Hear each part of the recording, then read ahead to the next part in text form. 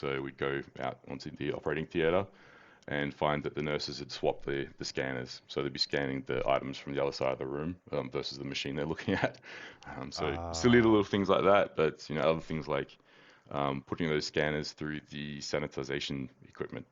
So you can imagine at the end yeah. of a operation, you got to clean all your equipment. So that generally involves putting all the things like your knives and stuff into a steam boiler that really kind of just Mm. smashes everything in there to kill all the bacteria and stuff like that. But obviously, you can imagine that a barcode scanner, like a plastic device, doesn't really hold up very well in that.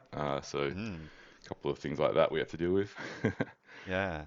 Yeah, um, that's super interesting. I hadn't really thought about the all the electronics in the room because yeah, I know like normally you chuck it in an autoclave for all the stainless steel stuff or whatever they're using. Yeah, all the extra stuff that sits in the room. Because you yeah, see, like, I guess different some of the big approaches. machines, they're often covered in like a plastic or something as well, so those can be changed out. But then, yeah, the stuff like the scanners that would just be exposed. So Yeah, and I guess you kind interesting. of needed to have like your phases, right? You scan everything in, and then you scan it out at Yeah, the end, and you try not to touch it or move it away. yeah, Yeah, I super guess in that interesting. role, I had some other interesting facts that kind of led into a cybersecurity background.